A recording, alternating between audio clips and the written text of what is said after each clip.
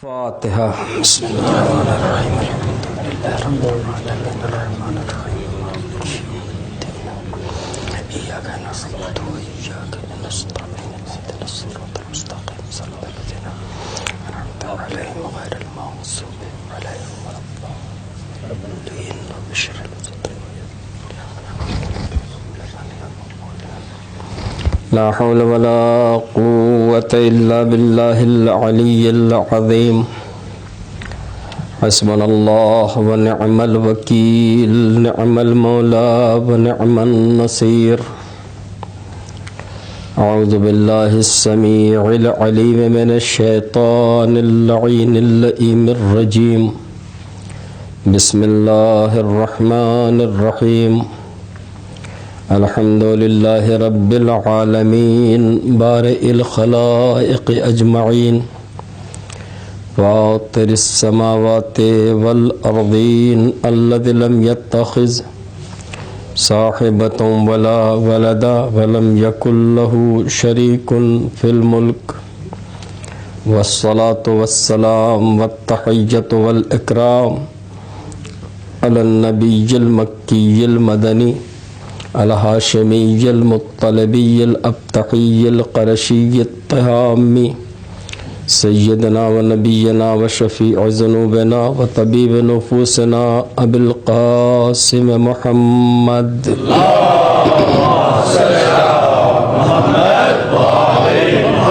وعلى آله الطاهرين المعصومين المظلومين واللعن الدائم على أعدائهم وقاتليهم ومنكر فضائلهم أجمعين من الآن إلى قيام يوم الدين آمين يا رب العالمين أما بعد فقد قال الحكيم في كتابه الكريم بسم الله الرحمن الرحيم هو الذي بعث في الأميين رسولا منهم يتلو عليهم آياته ويزكيهم ويعلمهم الكتاب والحكمة وإن كانوا من قبل لفي ضلال مبين صلوات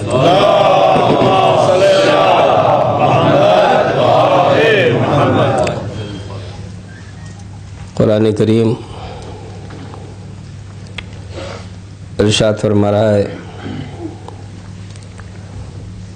هو الذي بعث في الأميين رسولا منهم وہی وہ ہے جس نے ام القریٰ کے رہنے والوں میں انہی میں کا ایک رسول بنا کے بھیجا یتلو علیہم آیاتہ یہ نبی ان کے درمیان اللہ کی آیتوں کی تلاوت کرتا تھا وَيُزَكِّيهِمْ اور ان کے نفسوں کا تزکیہ کرتا تھا اور ان کے نفوس کو پاک کرتا تھا وَيُعَلِّمُهُمُ الْكِتَابَ وَالْحِكْمَةَ اور ان لوگوں کو کتاب اور حکمت کی تعلیم دیتا تھا ماشاءاللہ وَإِن كَانُوا مِن قَبْلُ لَفِي ضَلَالٍ مُبِينٍ درحالے کہ یہ اس سے پہلے کھلی ہوئی گمراہی میں مبتلا تھے عزیزان گرامی جیسا کہ آپ جانتے ہیں میں نے اپنی گفتگو کا جو عنوان رکھا ہے وہ ہے اسلام مذہب فکر و تدبر ماشاءاللہ چونکہ جس آیہ کریمہ کی تلاوت کی ہے میں نے اس کا تعلق بعثت پیغمبر اکرم صلی اللہ علیہ وآلہ وسلم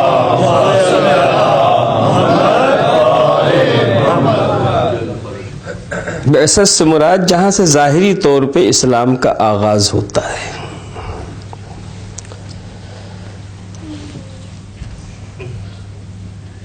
تو اسلام جس کی تبلیغ کے لیے پیغمبر اکرم تشریف لے آئے وہ اصل میں ہمیں کیا پیغام دیتا ہے اور ہمیں کس چیز کی طرف لے جانا چاہتا ہے.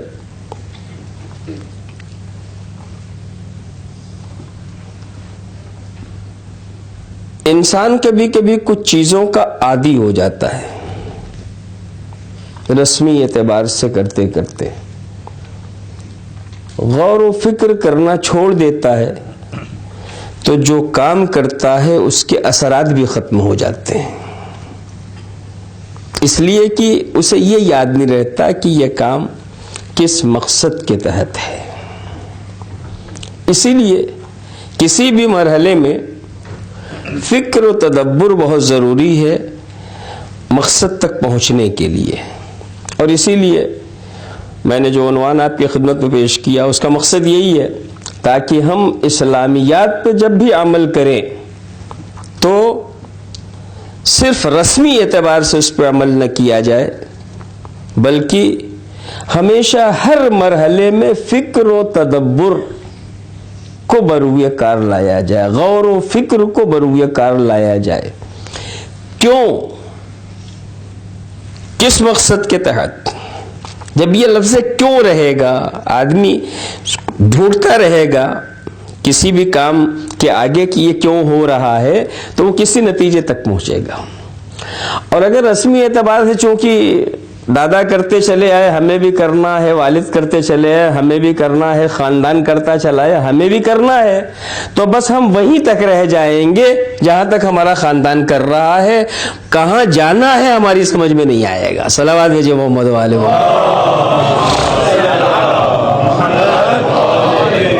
اس کا مقصد کیا ہے یہ ہماری سمجھ میں نہیں آئے گا.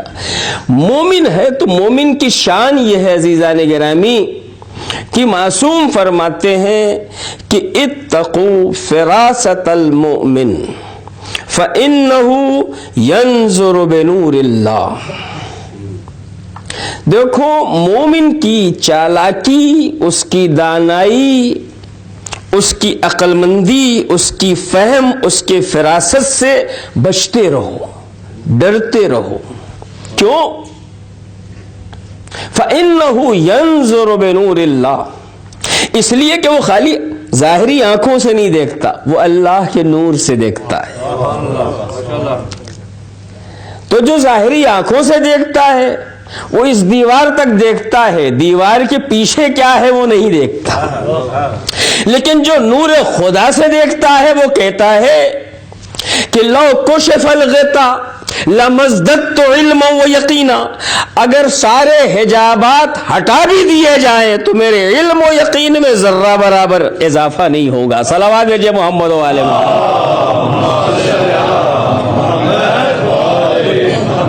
جناب مولا کائنات امیر المومنین علی ابن ابی طالب علیہ السلام کا ارشاد گرامی آپ کے سامنے ہے.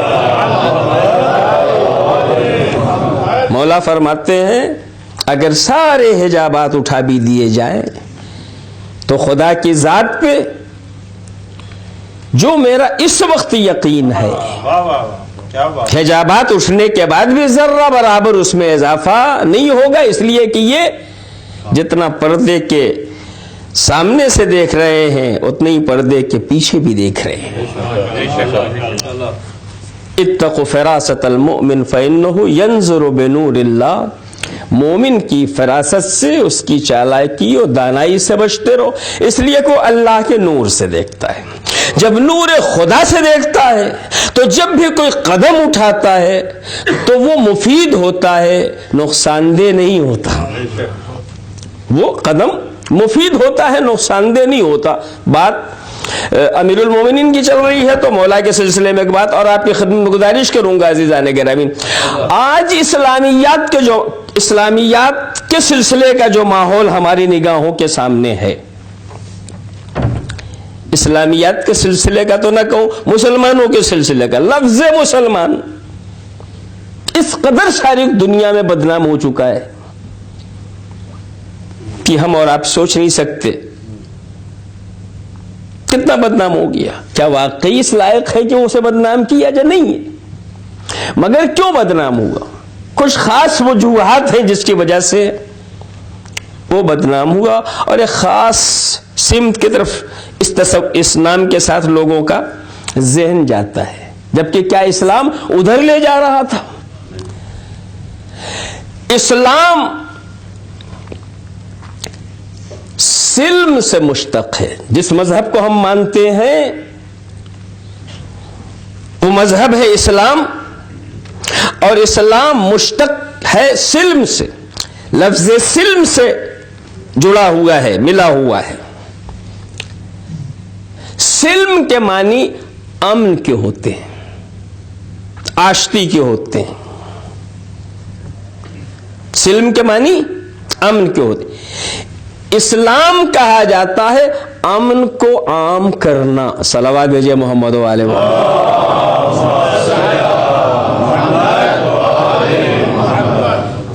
جس مذہب کے ہم ماننے والے ہیں اس مذہب کا کام کیا ہے؟ امن کو پھیلانا. اس مذہب کا کام ہے امن و آشتی کا پیغام دینا اور لوگوں کو امن کا پابند بنانا. توجہ ہے نا عزیزان گرامی؟ اب جب امن کا پابند بنانا ہے تو اس وقت تک یہاں تلوار نہیں اٹھائی جائے گی جب تک اس کے علاوہ کوئی اور راستہ ہی نہ رہ جائے. لیکن جب تک کوئی اور راستہ ہے اس وقت تک کوئی ایسا قدم نہیں اٹھایا جائے گا جو امن کے خلاف جا رہا ہو. اور اگر تلوار بھی اٹھے گی تو اسی لیے اٹھے گی تاکہ امن کو قائم کیا جائے. ٹھیک ہے نا؟ تو میں عرض کر رہا ہوں آپ کی خدمت میں کہ جب فکر ہوتی ہے، جب تدبر ہوتا ہے، جب غور ہوتا ہے، جب کسی چیز پہ گہری نگاہیں ہوتی ہیں تو ہوتا کیا ہے؟ جناب حضرت رسول خدا محمد عربی صلی اللہ علیہ وآلہ وسلم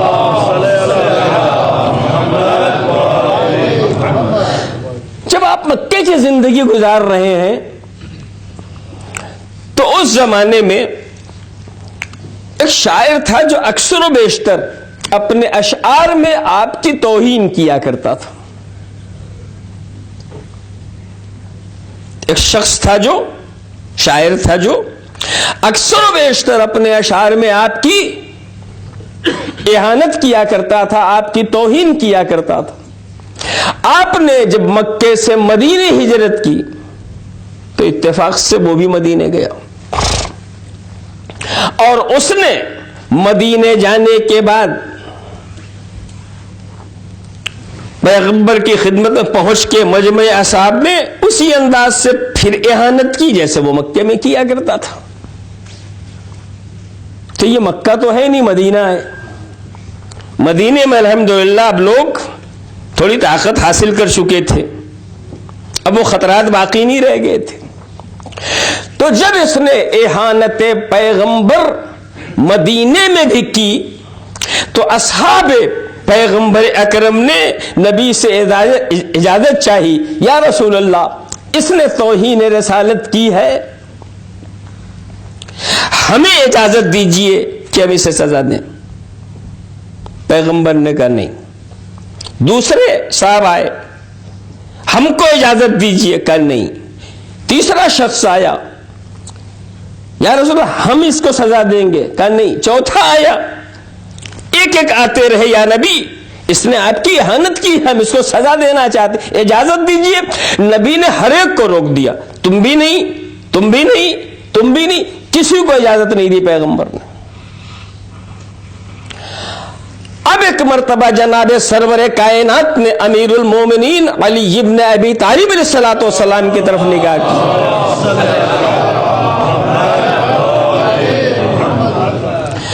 مولا کو دیکھا اور دیکھنے کے بعد پیغمبر فرماتے ہیں علی اس نے میری اہانت کی ہے،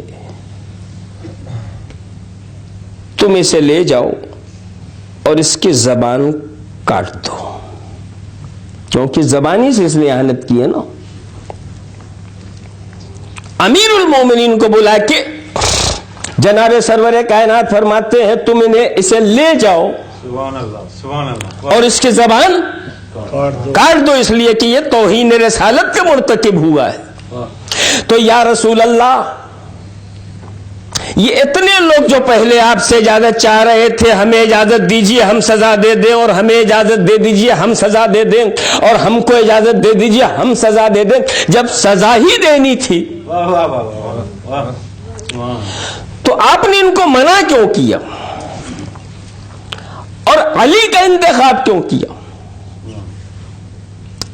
تاکہ بتاؤں کہ فکر و تدبر کس کے پاس ہے، فہم و فراست کس کے پاس ہے، میرے گفتگو کو سمجھنے کی صلاحیت کس کے پاس ہے۔ اگر کسی اور کو میں اجازت دیتا تو وہ وہی کرتا جو میں کہہ رہا تھا۔ کہ یا رسول اللہ کیا علی نہیں کریں گے؟ کہ علی بھی کریں گے؟ کہ پھر کریں گے تو کہاں؟ مگر پھر بھی فرق ہے۔ کیا فرق ہے؟ پیغمبر فرماتے ہیں علی اسے لے جاؤ، اور لے جانے کے بعد اس کی زبان کاٹ دو، اس لیے کہ اس نے میری اہانت کی ہے، میری توہین کی ہے، رسالت کی اہانت کا مرتکب ہوا ہے۔ تو امیر المومنین اسے لیے ہوئے آہستہ آہستہ اس مجمع سے دور ہو رہے ہیں جس مجمع میں یہ اہانت ہوئی تھی۔ چلتے رہے یہاں تک کہ کافی دور چلے گئے۔ کچھ لوگ اس مجمع کے ساتھ ساتھ ہیں کہ دیکھیں علی کیسے اس کی زبان کاٹ رہے ہیں، تلوار سے زبان کاٹ رہے ہیں، خنجر سے زبان کاٹ رہے ہیں، کس چیز سے زبان کاٹ رہے ہیں، ساتھ ساتھ چلے جا رہے ہیں۔ دھیرے دھیرے چلتے چلتے مدینے کے اس کنارے تک امیر المومنین اسے لیے ہوئے پہنچ گئے جہاں سے کسی اور شہر کا راستہ جا رہا تھا۔ جب اس راستے پہ پہنچ گئے تو اس سے کہا یہ راستہ ہے اور چپ چاپ اس راستے پہ اب چلا جاؤ، اس راستے پہ چپ چاپ چلا جاؤ، واپس لوٹ کے شہر میں مت آنا، ورنہ تو جانتے تیرا کیا انجام ہوگا۔ پیغمبر نے کیا کہا تھا؟ علی لے جاؤ اس کی زبان کاٹ دو۔ امیر المومنین شہر سے باہر تک گئے، اسے راستہ دکھایا کہ اس راستے پہ چلے جاؤ اور لوٹ کے شہر میں نہ آنا، ورنہ تم دیکھ چکے ہو حالات کیا ہے، کوئی بھی تمہیں ختم کر دے گا، لہذا شہر میں نہ آنا۔ وہ چلا گیا، امیر المومنین واپس آ گئے، وہ لوگ جو ساتھ ساتھ گئے تھے وہ بھی واپس آ گئے۔ یا رسول اللہ آپ نے تو زبان کاٹنے کے لیے کہا تھا، پھر کیا ہوا؟ کہ انہوں نے تو راستہ دیکھا کہ اسے بھگا دیا ہے، اسے راستہ دیکھا ہے، یہ راستہ ہے چلا جا، لوٹ کے شہر میں نہ آنا۔ پیغمبر نے سنا اور مسکرائے اور کچھ جواب نہیں دیا۔ اچھا تو علی نے یہ کیا، لیجیے وہ رات گزر گئی، وہ دن گزرا اور رات آئی، رات گزر گئی۔ آنے والے دن کی نماز صبح میں وہ شاعر پہلی صف میں کھڑا ہے۔ آنے والی پہلی نماز صبح کے پہلی صف میں وہ شاعر پیغمبر کے پیچھے کھڑا ہوا ہے۔ اللہ اکبر۔ نماز پڑھی، پڑھنے کے بعد پیغمبر سے مصافحہ کیا، مصافحہ کر کے کاغذ نکالا یا جو چیز بھی اس زمانے میں استعمال ہوتی ہو، اور اس کے بعد پیغمبر کی خدمت میں پیش کیا، یا رسول اللہ یہ آپ کی مدحت سرائی میں قصیدہ کہہ کے لایا ہوں۔ توجہ ہے نا ایزان گرامی؟ اگر کسی اور کو نبی اجازت دیتے تو کیا کرتا؟ وہ زبان کاٹتا، اور علی نے کیا کیا؟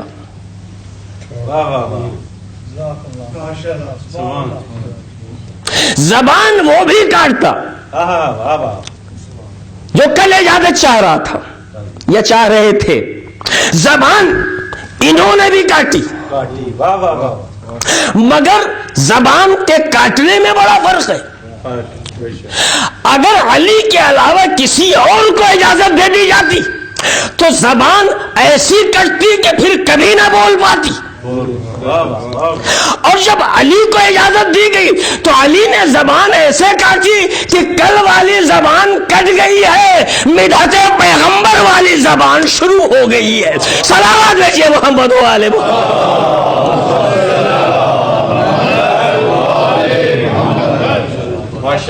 جب احکام مذہب پہ غور کیا جاتا ہے، جب فکر کی جاتی ہے اور جب صحیح قدم اٹھایا جاتا ہے تو نتیجہ یہ ہوتا ہے کہ قتل و غارت گاری کی نوبت بھی نہیں آتی اور وہ کام بھی ہو جاتا ہے جو کرنا ضروری ہوتا ہے. تو ضرورت اس بات کی ہے کہ انسان مذہب میں جو چیزیں بھی ہیں ان ساری چیزوں کے اوپر ہمیشہ غور کرتا رہے، فکر کرتا رہے. اسی لیے معصومین علیہ الصلوۃ والسلام نے بہت واضح انداز میں فرمایا قرأت قرآن ثواب ہے، مگر امام صادق علیہ السلام فرماتے ہیں کہ کسی بھی قرأت میں کوئی خیر نہیں، کسی بھی قرأت قرآن میں کوئی خیر نہیں جب تک کہ اس کے ساتھ فکر نہ ہو، جب تک کہ اس کے ساتھ فکر نہ ہو. کسی عبادت میں کوئی خیر نہیں جب تک کہ اس کے ساتھ تدبر نہ ہو. توجہ ہے نا جانے گرامی؟ تو ہمیشہ ہر چیز میں ہمیں اور آپ کو فکر و تدبر سے کام لینا ہے. اس لیے کہ اسلام مذہب فکر و تدبر ہے. اگر ہم لا الہ الا اللہ محمد الرسول اللہ کہہ رہے ہیں اور یہ اسلامی کلمہ ہے تو اس پہ بھی ہمیں فکر و تدبر کرنی پڑے گی. اگر اسلام کا مطالبہ ولایت ہے تو اس پہ بھی ہمیں فکر و تدبر کرنا پڑے گا. اگر اسلام کا مطالبہ محبت ہے تو اس پہ بھی ہمیں غور و فکر کرنی پڑے گی. اگر اسلام کا مطالبہ نمازیں ہیں تو اس پہ بھی ہمیں غور و فکر کرنی پڑے گی. اگر اسلام کا مطالبہ روزہ ہے تو اس پہ بھی ہمیں غور و فکر کرنا پڑے گا. اگر اسلام کا مطالبہ حج ہے تو اس پہ بھی ہمیں غور و فکر کرنا پڑے گا. اگر وہ اسلام کا مطالبہ مثلا خمس ہے، زکات وغیرہ وغیرہ تو اس پہ بھی ہمیں غور و فکر کرنا پڑے گا. اگر ہم ان عبادات کے اوپر غور و فکر نہیں کریں گے تو نتیجہ کیا ہوگا؟ نماز پڑھتے رہ جائیں گے، ڈوبنے والا ڈوب جائے گا اور ہم سوچیں گے اپنی عبادت میں خلل کیسے ڈالیں. صلوات بھیجیے محمد و آل محمد.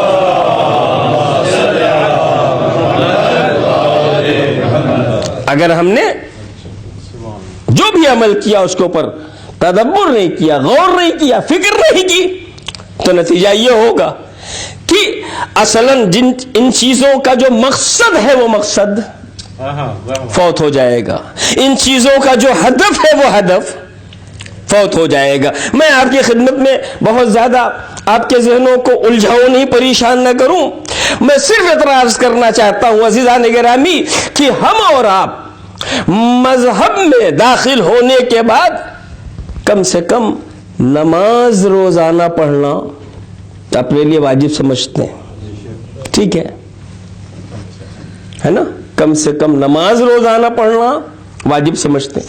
حالانکہ قرآن کریم نے بہت صاف اور واضح الفاظ میں ہم سے یہ کہا وَمَا خَلَقْتُ الْجِنَّ وَالْإِنسَ إِلَّا لِيَعْبُدُونَ.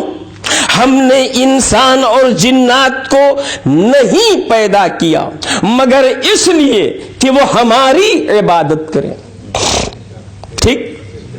ہم نے انسان و جنات کو نہیں پیدا کیا مگر اس لیے کہ وہ ہماری عبادت کریں. اور ہم عبادت کتنی دیر کرتے ہیں؟ جی اللہ کہتا ہے ہم نے انسان و جنات کو پیدا ہی نہیں کیا اور اگر پیدا کیا تو اس لیے کہ وہ ہماری عبادت کریں. اور ہم عبادت کتنی دیر کرتے ہیں؟ کبھی آپ نے سوچا ہم عبادت کتنی دیر کرتے ہیں؟ ہماری زندگی کا مقصد ہی ہے عبادت. ٹھیک ہے نا؟ یعنی جب تک سانسیں آتی رہے عبادت، جب تک خون چلتا رہے عبادت، جب تک اعضاء و جوارح میں قوت ہے، عبادت. ہماری زندگی کا مقصد ہی عبادت ہے، مگر ہماری عبادت ہوتی کتنی دیر ہے؟ آج کل کے دنوں میں نہ روزہ ہے، نہ حج ہے، نہ کوئی اور کام ہے. آج کل خالی اگر کوئی چیز عبادت ہے تو نماز ہے. ٹھیک ہے نا؟ جیسے عام طریقے سے روزانہ روزمرہ کے اعتبار سے آج کل ہم کون سی عبادت کرتے ہیں؟ نماز پڑھ لیتے ہیں 5 وقت کی. یہ ہماری عبادت کتنی دیر میں؟ یہ 5 وقت کی نماز کتنی دیر میں؟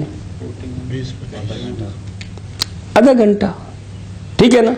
آدھا گھنٹہ 40 منٹ مان لیجئے، پون گھنٹہ مان لیجئے، بس نا، اس سے زیادہ تو نہیں نا. تو ہم پیدا کیے گئے ہیں عبادت کے لیے. سبحان اللہ. اور عبادت ہو کتنی دیر رہی ہے؟ 40 منٹ، 45 منٹ. پیدا کیے گئے ہیں عبادت کے لیے، اور عبادت ہو رہی ہے 40 منٹ اور 45 منٹ. کیوں؟ اس لیے کہ ہم نے لفظ عبادت پہ غور و فکر و تدبر نہیں کیا. صلوات بھیجئے محمد و آل محمد.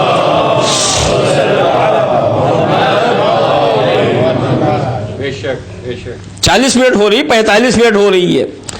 سال بھر میں 1 مہینہ روزے والا ہو جاتا ہے، چلیے وہ پورا مہینہ ہو جاتا ہے.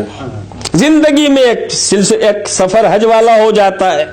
لیکن پوری زندگی ایک طرف، ایک سفر حج ایک طرف، ساری عمر ایک طرف، اور روزانہ کی 45 منٹ کی نمازیں ایک طرف، پورا سال ایک طرف، اور 1 مہینے کی عبادت ایک طرف. اور ہم یہ سمجھتے ہیں کہ 1 مہینے کی عبادت کر لی تو ہو گیا، ذمہ داری پوری.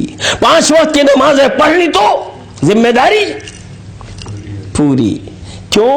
اس لیے کہ ہم نے نہ نمازوں پہ غور و فکر کیا ہے، نہ روزوں پہ غور و فکر کیا ہے، نہ حج و زکوٰۃ پہ غور و فکر کیا ہے، نہ خمس و جہاد پہ غور و فکر کیا ہے. عادتاً ہم نے دیکھا پڑھتے ہوئے، ہم بھی پڑھ رہے ہیں، واجب سمجھ کے پڑھ رہے ہیں، مگر پڑھ رہے ہیں، ہم نے غور و فکر نہیں کیا. اگر غور و فکر کیے ہوتے عزیزان گرامی تو ہمارے سامنے ایک سوال ہوتا کہ 45 منٹ کے بعد 23 گھنٹہ 15 منٹ کا کیا ہوگا؟ صلوات بھیجئے محمد و آل محمد.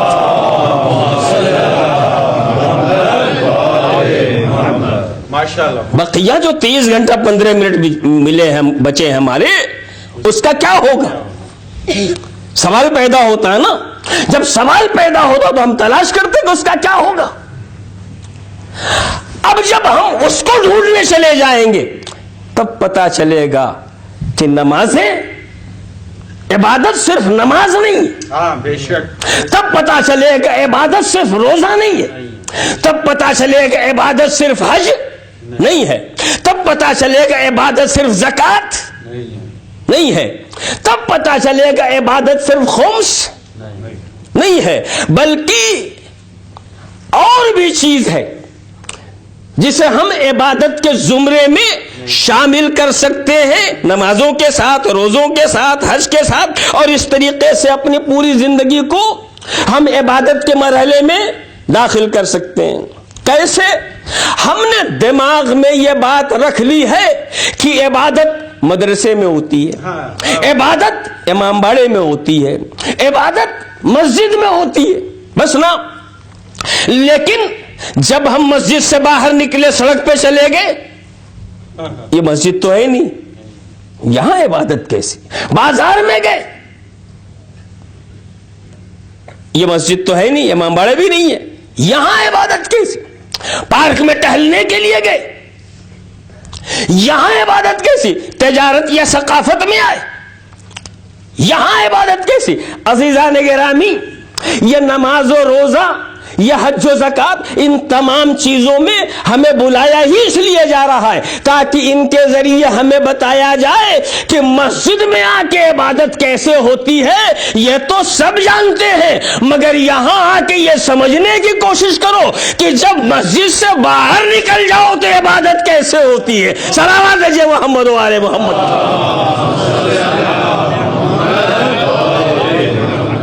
کیسے ہوتی ہے عبادت؟ میں مسجد سے نکلا، اپنی دکان پہ جا کے بیٹھ گیا، ٹھیک، میں مسجد سے نکلا، اپنی دکان پہ جا کے بیٹھ گیا۔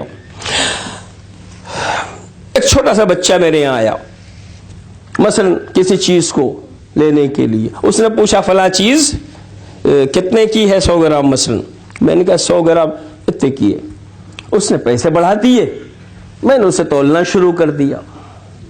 کہاں ہوں میں؟ مسجد مدرسے امام باڑے میں نہیں ہوں، کہاں ہوں؟ دکان پہ ہوں۔ میں نے تولنا شروع کیا۔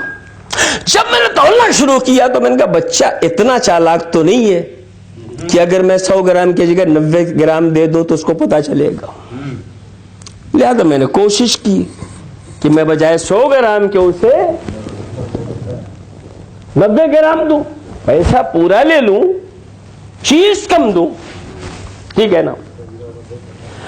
اب جو میں نے یہ شروع کی ایسا کرنا چاہ، اچانک میرے دماغ میں ایک آواز گونجی، قرآن پڑھا ہے نہیں پڑھا ہے؟ کیا قرآن تم سے تقاضا نہیں کر رہا ہے؟ تم مسلمان ہو، قرآن کہہ رہا ہے وَلَا تُخْسَرُ الْمِيزَانَ، دیکھو جب ناپ تول کرو تو اس میں کمی نہ کرو، گٹولی نہ کرو۔ ایک مسلمان کے لیے کہیں سے مناسب نہیں، یہ قرآن کا حکم ہے۔ جو ہی میرے دماغ میں قرآن کا حکم آیا میں نے فوراً اس گناہ سے اپنے آپ کو باز رکھا اور صحیح طریقے سے جس انداز سے دینا چاہیے تھا اس انداز سے اس بچے کے حوالے میں نے وہ سامان کر دیا۔ توجہ ہے؟ صلوات بھیجیے محمد و آل محمد۔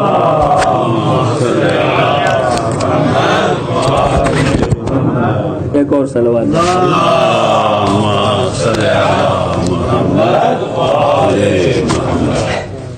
تو میں دکان پہ تھا، نیت میں خامی آئی، اچانک قرآن کی آیہ کریمہ میرے دماغ سے ٹکرائی کہ یہ تم کیا کرنے جا رہے ہو، اور جو ہی ذہن کو جھجھوڑا قرآن کی آیت نے، میں نے اپنی غلطی کا احساس کر کے اس صحیح راستے کو اختیار کیا جو مجھے اختیار کرنا چاہیے تھا، یعنی حکم قرآنی پہ عمل کیا۔ کوئی عالم دین نہیں سمجھا رہا تھا مجھے، کوئی یہ مسجد نہیں تھی، کوئی یہ مدرسہ نہیں تھا، لیکن جو ہی میں نے اپنے کو صحیح راستے کی طرف لگایا، مذہب نے کہا یہی عبادت ہے۔ صلوات ہے محمد و آل محمد۔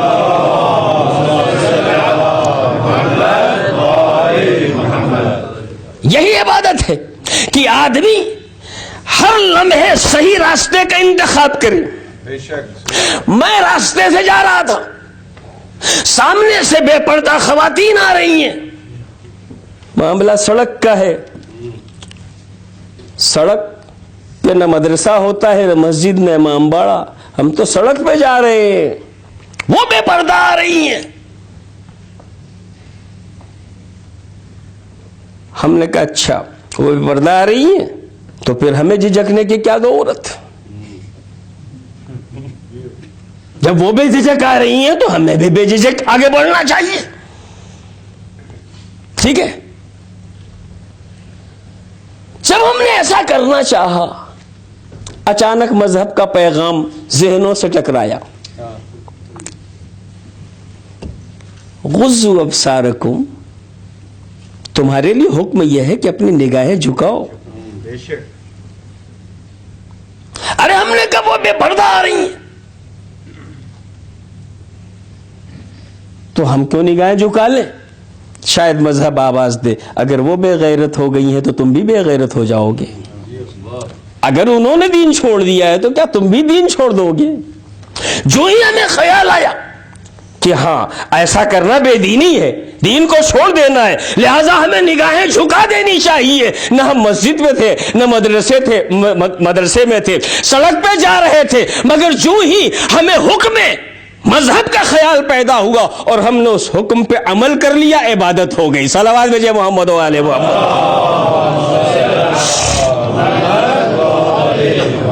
آپ محسوس فرما رہے ہیں عزیزان گرامی کہ عبادت کے لیے کسی خاص جگہ کی ضرورت نہیں ہے.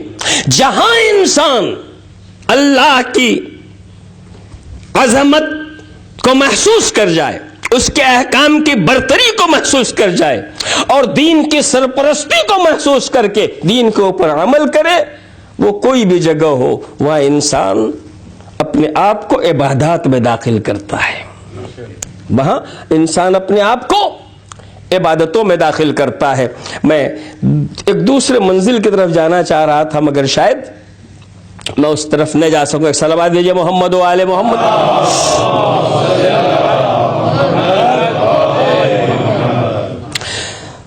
تو میں عرض یہ کر رہا تھا کہ انسان کو پیدا کیا گیا ہے کاہے کے لیے؟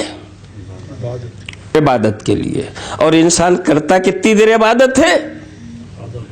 آدھا گھنٹہ 45 منٹ. اس سے زیادہ وہ عبادت کیوں؟ اس لیے کہ اس نے غور و فکر نہیں کی عبادت کے اوپر. اس نے توجہ نہیں دی کہ عبادت کیسے کیسے ہو سکتی ہے. کچھ عبادتیں اس کے سامنے آ کے سمجھ رہا ہے کہ اسی کو کرنے کے بعد. لیکن عزیزان گرامی یاد رہے کہ اگر ہم نے اپنے فریضے کو سمجھنے کی کوشش نہیں کی تو نتیجہ کیا ہوگا؟ ایک زمانہ تھا، یہاں تو اب بھی ہے، اب ہم لوگوں کے ذرا کم ہو گیا اس لیے کہ ہمارے یہاں ٹیلی فون وغیرہ یوں ہی پہلے ہی سے خراب چلتے تھے، تو جب موبائل آ گیا تو اب لوگوں نے کٹوا دیے. رکھتے ہی نہیں، کیا فائدہ رکھنے سے جب کام ہی نہیں کرتے. تو ٹیلی فون کاہے کے لیے ہوتا ہے؟ ہم سے اور آپ سے رابطہ ہو سکے اس لیے فون ہوتا ہے. اس کا مقصد حیات، اس کا مقصد زندگی ہے کہ ہم سے اور آپ سے رابطہ ہو سکے. ہم نے جو ایک دن کسی وجہ سے آپ کو فون کیا تو رنگ پہ رنگ ہو رہی ہے مگر فون اٹھنے کا نام نہیں لے رہا ہے. جب آپ سے ملاقات ہوئی تو میں نے کہا فلاں دن میں نے آپ سے بات کرنی چاہی تھی مگر رنگ پہ رنگ ہو رہی تھی اور آپ سے بات نہیں ہو سکی. وجہ کیا ہے؟ کیا آپ کا فون کٹ گیا ہے؟ کہا جی نہیں کٹا تو نہیں ہے. کہ ہم نے کہا پھر اٹھا کیوں نہیں؟ آپ لوگ گھر پہ نہیں تھے؟ کہا گھر پہ بھی تھے. تو پھر اٹھا کیوں نہیں؟ گھنٹی تو بج رہی تھی، رنگ تو ہو رہی تھی. کہا وہ مولانا صاحب ہفتہ بھر ہو گیا ہمارا فون ڈیڈ پڑا ہوا ہے. یہی تو کہا جاتا تھا ہمارا فون ڈیڈ پڑا ہوا ہے. ہم نے کہا ڈیڈ پڑا کیا مطلب؟ تار نوچ لیا گیا؟ کہا نہیں. ہم نے کہا ریسیور پٹخ دیا گیا؟ کہا نہیں. ہم نے کہا ڈبہ ٹوٹ گیا ہے؟ کہا نہیں. سیم جیسا کل تھا ویسے ہی آج ہے، ویسی تار لگا ہوا ہے، ویسی کنیکشن جڑا ہوا ہے، ویسی ریسیور رکھا ہوا ہے، ویسی ڈبہ ہے، ویسی سجایا ہوا ہے، ویسے اس میں پردہ پڑا ہوا ہے. تو میں نے کہا کل تو آپ اسے ڈیڈ نہیں کہتے تھے، یہ کل تو زندہ تھا آپ کی نگاہ میں، آج آپ کی نگاہ میں مردہ ہو گیا. کیوں آج ڈیڈ کہہ رہے؟ کہ اس لیے کہ کل اپنا مقصد حیات پورا کر رہا تھا تو زندہ کہا جا رہا تھا، آج یہ اپنا کام نہیں کر رہا ہے تو مردہ کہا جا رہا ہے. توجہ ہے نہیں جانے گرامی؟ ہمیں غور و فکر کرنی. ہم عبادت کے لیے پیدا کیے گئے. جتنی دیر بھی اگر ہم اپنے مقصد حیات کو ادا نہیں کر رہے ہیں تو اتنی دیر ہمیں اس بات کا حق نہیں کہ اپنے آپ کو زندوں میں شامل کر لیں. صلوات بھیجئے محمد و آل محمد.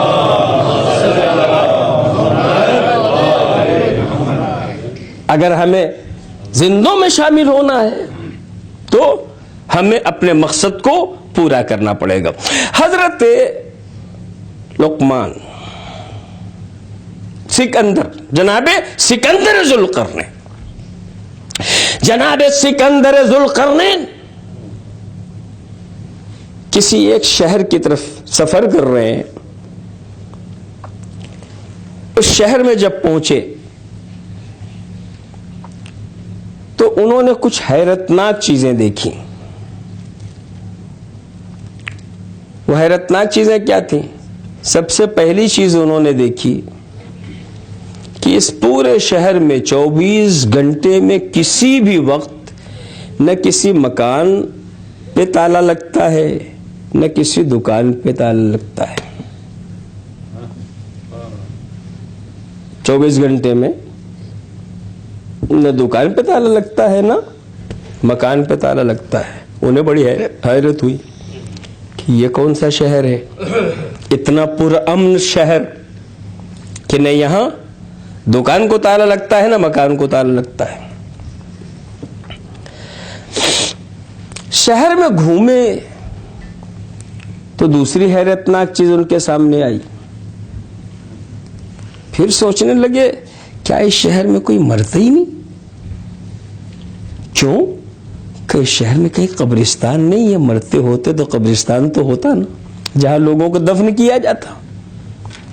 تو یہ دو چیزیں ان کے لیے حیرتناک ہوئی، تالے کا نہ لگنا، قبرستان کا نہ ہونا. جب شہر کے لوگوں سے ملے جناب لقمان تو ان سے پوچھا بھئی دو چیزیں حیرت میں ڈالے ہوئے ہیں. کیا کہ ایک تو تمہارے شہر میں دکانوں مکانوں پہ تالا نہیں لگتا.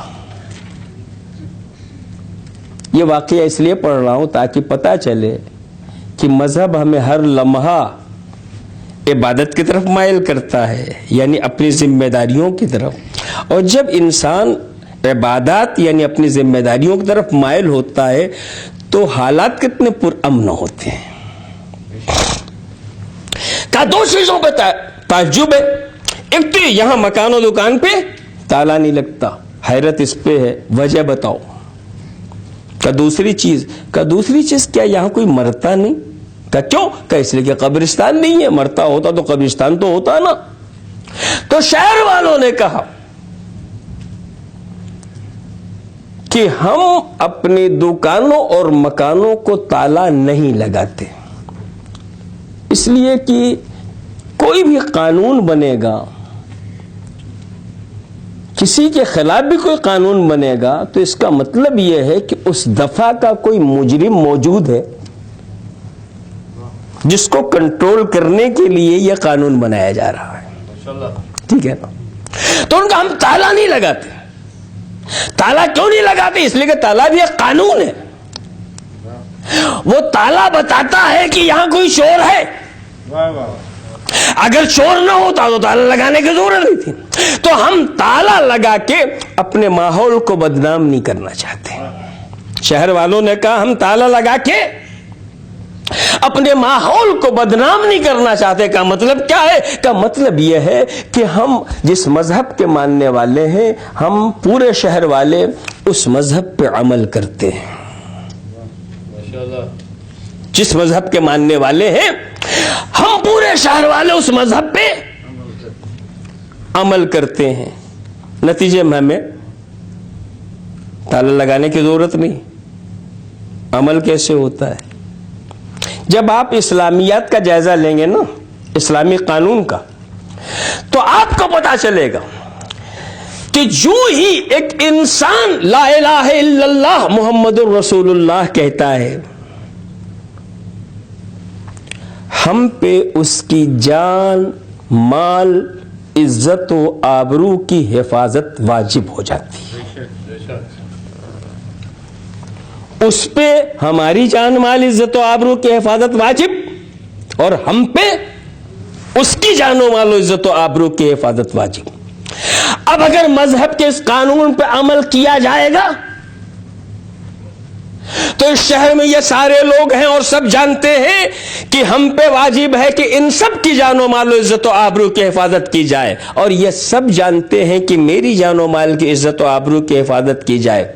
شہر میں یہی لوگ ہیں اور ہم جانتے ہیں ان کے لیے اور وہ جانتے ہیں ہمارے لیے. ٹھیک ہے؟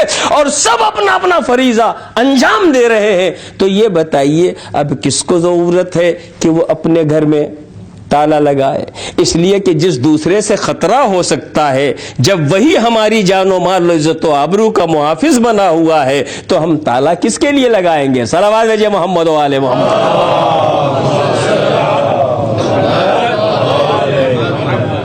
محسوس فرما رہے ہیں نا؟ مذہب پہ عمل کرنے کا نتیجہ یہ ہوتا ہے کہ جب انسان صحیح طریقے سے مذہب پہ عمل کرے تو ان لوگوں نے جواب دیا کہ چونکہ ہم اپنے مذہب پہ عمل کرتے ہیں لہذا ہمیں تالا لگانے کی ضرورت نہیں ہے۔ اچھا دوسری بات کا کیا تمہارے یہاں کوئی مرتا نہیں؟ کہا مرتے تو ہیں۔ کہا پھر یہ قبرستان کہاں ہے؟ کہو ہم اپنا قبرستان گھر میں بنا لیتے ہیں، اپنے گھروں میں بنا لیتے ہیں، آئیے ہم دکھاتے ہیں۔ اب جب قبرستان دکھانے کے لیے قبرستان نہیں، گھروں میں قبریں بنا لیتے ہیں، جب قبریں دکھانے کے لیے وہ لے گئے لقمان کو، جناب سکندر کو، تو سکندر نے دیکھا کہ قبروں پہ جو تاریخ لکھی ہوئی، جو زندگی لکھی ہوئی، عمر لکھی ہوئی ہے، یعنی جو تاریخ وفات لکھی ہے اس کے اعتبار سے جو عمر لکھی ہوئی ہے، کسی کی 25 سال، کسی کے 45 سال، کسی کے 50 سال، کسی کے 40 سال، اس سے زیادہ کسی کی نہیں لکھی ہے۔ تو اب تیسری حیرت کی بات ہوئی، جناب سکندر پوچھتے ہیں کیا تمہارے یہاں کوئی بوڑھا نہیں ہوتا؟ بوڑھا ہو کے نہیں مرتا؟ کہ کیوں؟ ہوتے تو ہیں۔ کہ مگر یہاں جو عمر لکھی ہے 25، 30، 40، 45، تو یہ تو بوڑھوں کی عمر نہیں ہے۔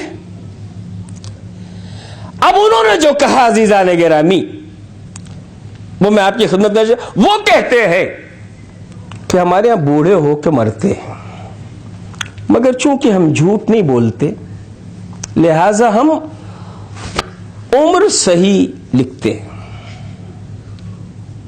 ہمارے یہاں بوڑھے ہو کے مرتے ہیں مگر چونکہ ہم جھوٹ بولنے کے عادی نہیں لہذا عمر صحیح رکھتے ہیں۔ تو کیا مطلب؟ کہ اگر کوئی 100 سال کی عمر میں مرا ہے تو ہم اس کی عمر 50 سال لکھتے ہیں۔ آپ ہنس رہے ہیں کہ جھوٹ بھی نہیں بولتے اور اتنا صریح واضح بیان بھی دے رہے ہیں کہ ہم جھوٹ نہیں بولتے، صحیح عمر لکھتے ہیں۔ اور اب جو وضاحت ہو رہی وہ یہ کہ اگر 100 سال کی عمر میں کوئی مرا تو ہم اس کی عمر 50 سال لکھتے ہیں، 90 سال کی عمر میں اگر کوئی مرا تو ہم اس کی عمر 45 سال لکھتے ہیں، 60 سال کی عمر میں اگر کوئی مرا تو ہم اس کی عمر 30 سال لکھتے ہیں، 50 سال کی عمر میں اگر کوئی مرا تو ہم اس کی عمر 25 سال لکھتے ہیں۔ تو جناب سکندر کہتے ہیں تمہاری بات سمجھ میں نہیں آ رہی، آخر تم کہہ کیا رہے ہو کہ 100 سال جی کے مر رہا ہے تم 50 سال لکھ رہے ہو، اور اس کے بعد یہ بھی دعویٰ ہے کہ ہم غلط نہیں بولتے، جھوٹ نہیں بولتے، مطلب کیا؟ تو انہوں نے کہا کہ ہم غلط نہیں بولتے، ایک آدمی کی عمر اگر 100 سال ہے تو اس 100 سال میں 50 سال راتوں کے ہیں، 50 سال دن کے۔ جب آدمی سوتا ہے تو وہ اس کی اپنی جسم کی ضرورت ہے، وہ موقع عبادت کا نہیں ہے۔ جب جگتا ہے تب عبادت کرتا ہے، اور انسانی زندگی کا مقصد ہے عبادت۔ ہم نے عبادت اتنی ہی، ہم نے عمر اتنی ہی مانی ہے جتنے میں وہ عبادت کر سکتا ہے۔ صلوات بھیجئے محمد و آل محمد۔ جتنے میں اس نے اپنی زندگی کے مقصد کو پورا کیا ہے اسی کو ہم نے عمر گردانا ہے، باقی اس نے آدھی عمر ضائع کر دی، آدھی عمر اس نے جو ضائع کیا ہے اسے ہم نے عمر میں شمار نہیں کیا ہے۔ آپ غور فرما رہے ہیں جانے گرامی۔ تو میرے عرض کرنے کا مقصد یہ ہے، آئندہ انشاءاللہ میں مزید باتیں آپ کی خدمت کو گزارش کروں گا، آج جدھر جانا چاہ رہا تو ادھر آپ کو نہیں لے جا سکا۔ آج یہی پہ گفتگو کو تمام کرنا ہے کہ ہمیں کسی بھی مرحلے میں اس بات پہ غور و فکر کرتے رہنا ہے کہ ہم مذہب کے سلسلے میں جن چیزوں پہ بھی عمل کرتے ہیں وہ چیزیں ہمیں کہاں لے جانا چاہتی ہیں اور ہم وہاں کیسے پہنچ سکتے ہیں، تاکہ مذہب ہمیں جہاں لے جانا چاہ رہا ہے وہاں ہم جا سکیں اور صحیح منزل کا انتخاب کر سکیں جس صحیح منزل تک مذہب ہمیں اور آپ کو پہنچانا چاہتا ہے. ورنہ مذہب پہ عمل کرنے والے کیسے ہوتے ہیں؟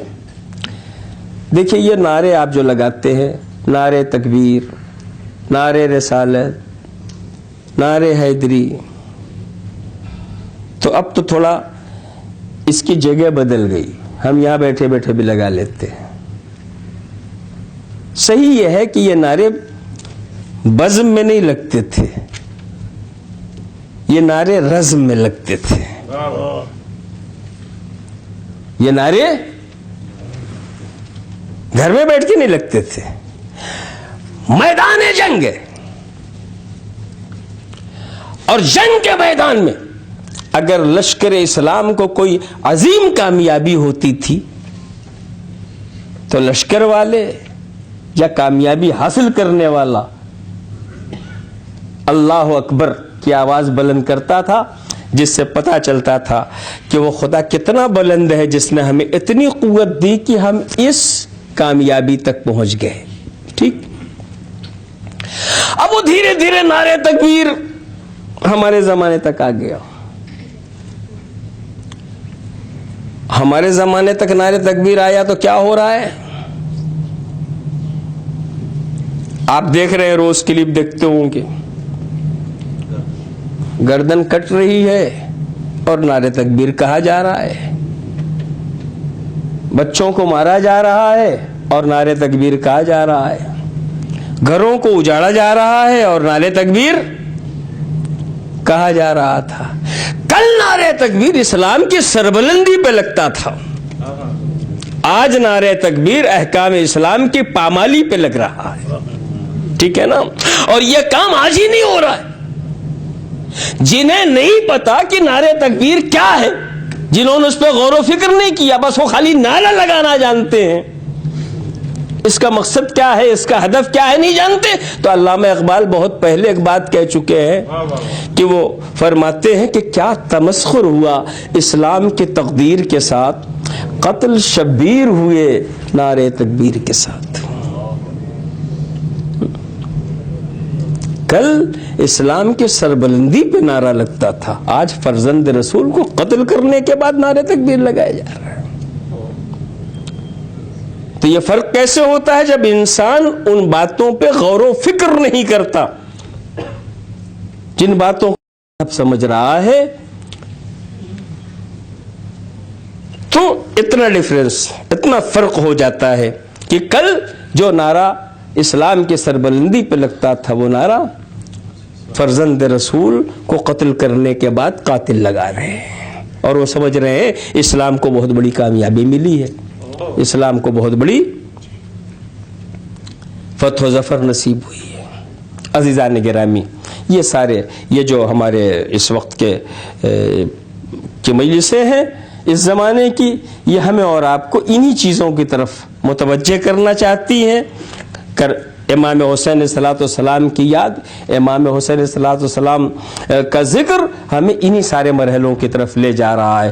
دور تک دیکھو کہ آج جو قدم اٹھایا جا رہا ہے اس کا کل نتیجہ کیا نکلنے والا ہے. امام علی مقام میں الیاذ باللہ کوئی کمی تھی؟ فرزند رسول تھے، نواسے رسول تھے، امیر المومنین کے بیٹے تھے، زہرا کے چائے تھے، ان میں کیا کمی تھی؟ پھر کربلا آنے کی کیا ضرورت تھی؟ کربلا وہ اپنے لیے نہیں آئے تھے، کربلا وہ ہمارے لیے آئے تھے. اگر ہم یہ اقدام نہیں کریں گے، اگر ہم اپنی قربانی نہیں پیش کریں گے، آنے والی نسلیں تباہ ہو جائیں گی. آنے والی نسلوں تک صحیح دین نہیں پہنچ سکے گا. تو عزیزان گرامی، اس مقصد کے تحت کہ مذہب اسلام کے پیغام کو اور مذہب کی خصوصیات کو آنے والی نسلوں تک پہنچایا جائے، اس کے لیے امام علی مقام کربلا کی سرزمین کی طرف روانہ ہوتے. بہت پہلے یہ سفر شروع ہو چکا، 18 رجب سن 60 ہجری کو. پھر حسین مکے آ گئے تھے. پھر 8 ذی الحج کو یہ قافلہ مکے سے بھی رخصت ہوتا ہے اور مختلف منزلیں طے کرتا ہوا آج دوسری محرم کو کربلائے معلی پہنچتا ہے. عزیزان گرامی، جب یہ مکے سے یہ قافلہ چلا ہے تو 2 قافلے دکھائی دے رہے ہیں. حالانکہ امام علی مقام نے جو حج کو عمرے سے بدلا ہے، ظاہر حج نہیں کیا ہے، 8 تاریخ کو نکلے ہیں، لیکن کوئی وجہ تھی کہ کوئی اور بھی تھا جس نے حسین کو مکہ چھوڑتے ہوئے دیکھا تو اس نے بھی مکہ چھوڑا. لیکن فرق صرف اتنا ہے کہ حسین اگر داہنے راستے سے جا رہے ہیں تو وہ دوسری شخصیت جو ہے وہ بائیں راستے سے جا رہی ہے. یعنی 2 قافلے چلے ہیں مگر دوری ایک دوسرے کے درمیان ہے. ہاں، کہیں سے کچھ تھوڑی سی قربت کا بھی تصور پایا جا رہا ہے، اور وہ یہ ہے کہ جہاں قافلے حسینی رکتا ہے وہیں دور پہ وہ قافلہ بھی رک جاتا ہے. جب حسینی قافلہ چلتا ہے تو پھر وہ قافلہ بھی چلنے لگتا ہے. جانتے ہیں وہ کس کا قافلہ تھا؟ وہ جناب زہیر قین کا قافلہ تھا. جب امام کو دیکھا مکے سے جاتے ہوئے تو زہیر نے بھی مکہ چھوڑا اور اسی سمت چلے جدھر حسین جا رہے ہیں، مگر حسین کے ساتھ نہیں. حسین دوسرے راستے سے جا رہے ہیں اور زہیر دوسرے راستے سے جا رہے ہیں، دوری بنائے ہوئے جا رہے ہیں. جانتے ہیں کیوں؟ اس لیے کہ جناب زہیر اس وقت تک نہ امیر المومنین کے نظریے سے متفق تھے نہ امام حسین کے نظریے سے متفق تھے، بلکہ ان کا ایک اپنا نظریہ تھا.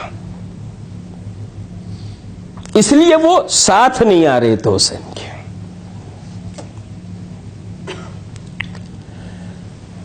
مگر کچھ تو تھا جس کی وجہ سے وہ ساتھ نہ جا کے بھی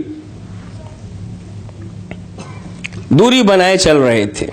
ایک جگہ جب جناب زہیر کا قافلہ رکتا ہے تو امام علی مقام نے زہیر کے قلب میں جو محبت اہل بیت کی ہلکی سی روشنی پائی جاتی ہے اس کو محسوس کرتے ہوئے اپنے قاصد کو بھیجا، جا کے زہیر سے کہو کیا وہ ہمارے ساتھ نہیں آئیں گے. زہیر کے پاس جب پیغام جاتا ہے تو زہیر فرماتے ہیں کہ جا کے حسین سے کہہ دو ہم آپ کے اور یزید کے مسائل میں دخل نہیں دینا چاہتے، اسی لیے ہم دور دور چل رہے ہیں. قاصد واپس آ جاتا ہے. زہیر خیمے میں جاتے ہیں تو زوجہ پوچھتی ہے کون آیا تھا؟ کہ حسین کا قاصد. کیا کہہ رہا تھا؟ کہ حسین مجھے اپنی طرف بلا رہے تھے. تم نے کیا جواب دیا؟ کہ میں نے جواب دیا ہے کہ میں امام سے کہہ دینا میں ان کے اور یزید کے درمیان دخل نہیں دینا چاہتا. تو ایک مرتبہ زوجہ زہیر نے جناب زہیر کو غور سے دیکھا اور پھر کہتی ہیں زہیر تمہیں فاطمہ کا لاڈلہ یاد کر رہا ہے اور تم نے اسے یہ جواب دیا ہے، پھر بھی کیا تم سمجھ رہے ہو کہ تم مسلمان ہو؟ دیکھیے پھر میں کہوں گا غور و فکر کی دعوت کہاں لے جاتی ہے آدمی کو. بغیر سمجھے بوجھے زہیر نے جواب دے دیا، لیکن اب غور و فکر کی طرف مائل کر رہی ہیں زوجے زہیر اور کہتی ہیں تم نے فرزند فاطمہ کو یہ جواب دیا ہے، اس کے بعد بھی تم اپنے آپ کو مسلمان سمجھ رہے ہو. بنا معلوم کس لب و لہجے میں یہ بات کہی تھی کہ اب جناب زہیر خیمے سے باہر آئے تو اپنے ساتھیوں سے کہتے ہیں کہ تم لوگ واپس چلے جاؤ، جدھر جانا چاہو تم آزاد ہو۔ کہا تم؟ کہا میں حسین کی طرف جا رہا ہوں۔ سب کو حیرت ہوئی، کہا میں حسین کی طرف جا رہا ہوں۔ اس کے بعد اندر گئے، زوجہ سے کہتے تم بھی آزاد ہو، تم بھی اس قافلے کے ساتھ چلی جاؤ، میرے بعد تم شادی کر لینا تاکہ سکون سے زندگی گزار لو۔ تو حیرت سے زوجہ کہتی ہے کیوں، مجھے کیوں ساتھ نہیں لے چلو گے؟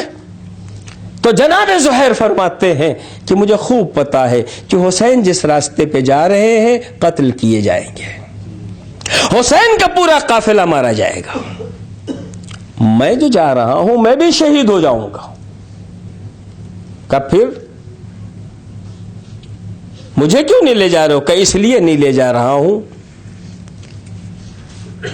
کہ میں نہیں چاہتا کہ میرے بعد تمہیں اسیر کیا جائے اور تمہیں کشا کشا پھرایا جائے۔